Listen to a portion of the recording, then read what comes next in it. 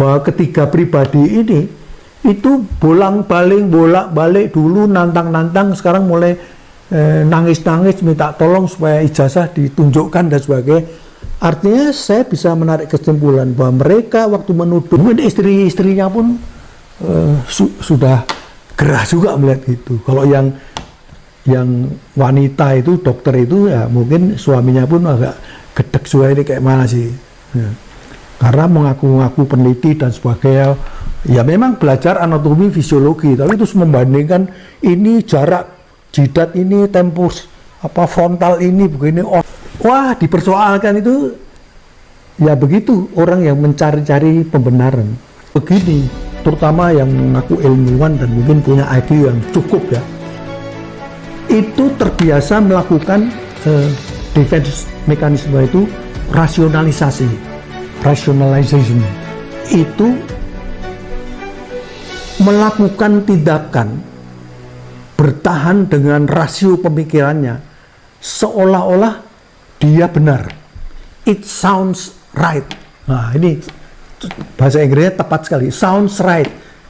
Tidak benar, tapi sounds, nampaknya benar. Jadi seolah-olah benar. Terus dia mencari kiri kanan cara-cara untuk membenarkan, melakukan pembenaran kalau dalam bahasa Indonesia. Nah, hati-hati.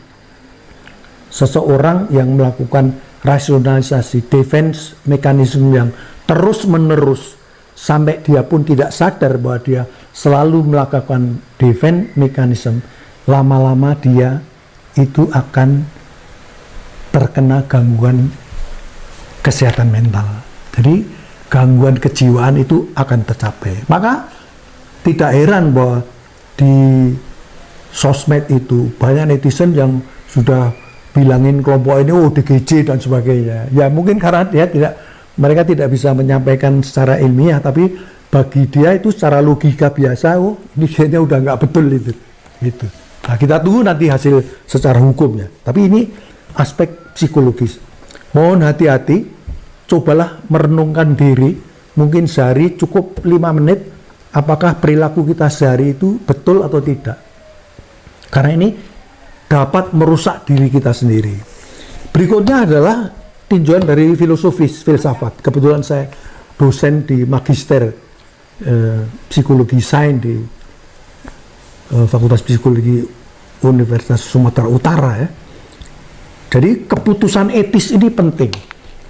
Apa itu keputusan etis? Keputusan yang betul-betul telah dipelajari dengan dalam, sangat mendalam. Tanya segala segi siapa para pakar yang tahu dengan jujur ya, dengan catat jujur. Jadi coba pelajari secara komprehensif tetapi jujur terhadap diri sendiri. Apakah sudah benar? Kalau memang sudah benar, pegang, putuskan. Saya harus menikah sekarang, saya harus bercerai, saya harus ganti pekerjaan, saya harus ganti profesi. Kemudian itu kok terjadi kesalahan, orang ini tidak akan ada rasa sesal. Saya berikan contoh lah yang biasa saya pergunakan dalam training.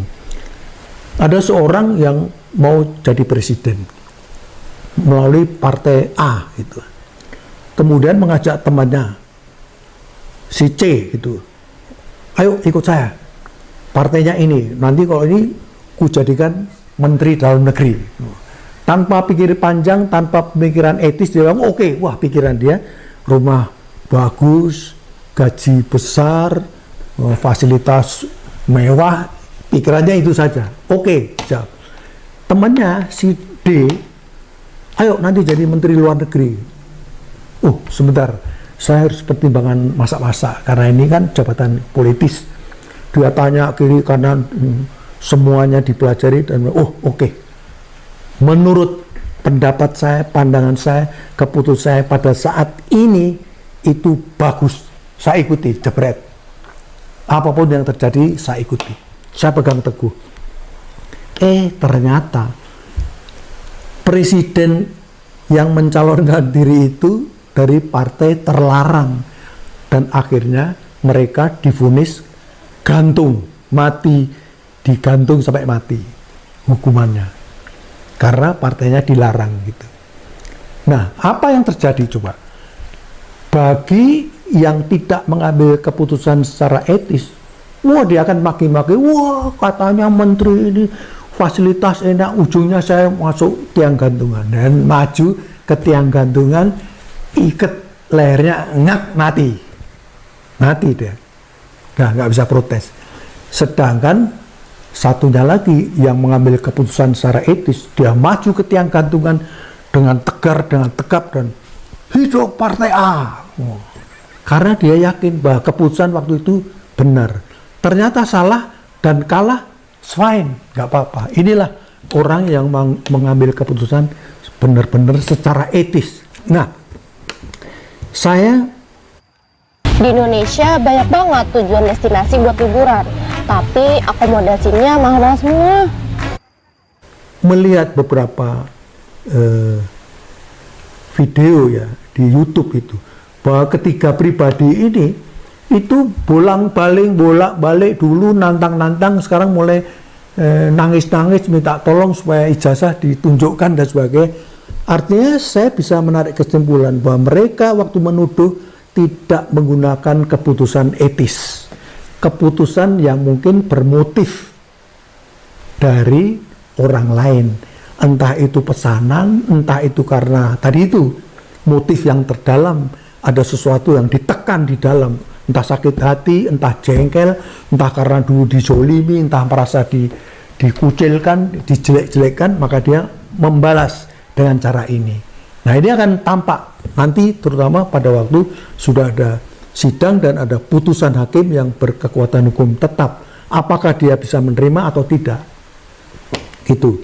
Nah, karena kalau orang yang tidak mengambil keputusan secara etis, apapun alasan yang disampaikan, walaupun itu orang yang kompeten, ada saja nanti salahnya.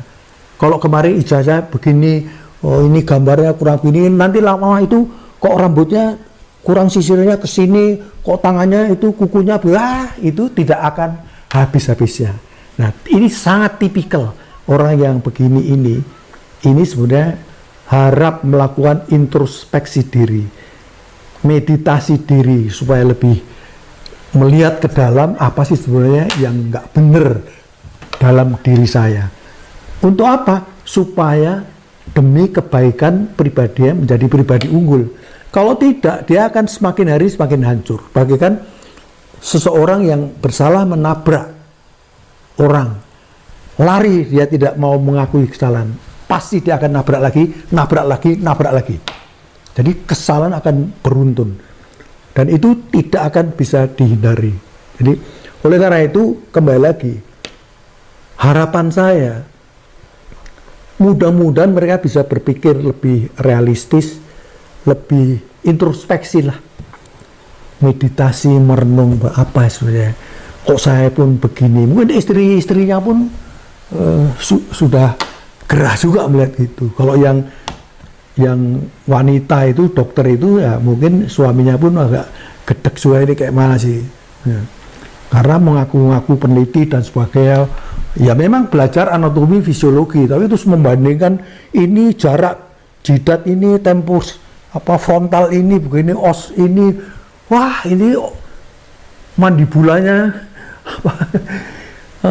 rahangnya, wah dipersoalkan. Itu ya begitu orang yang mencari-cari pembenaran, apalagi dia itu kan seorang medis ya, kurang pas lah, kurang kompeten kok dia masuk ke wilayah hukum, kemudian ini sudah banyak ke suasana atmosfer politis. Saya kira itu yang ingin saya sampaikan.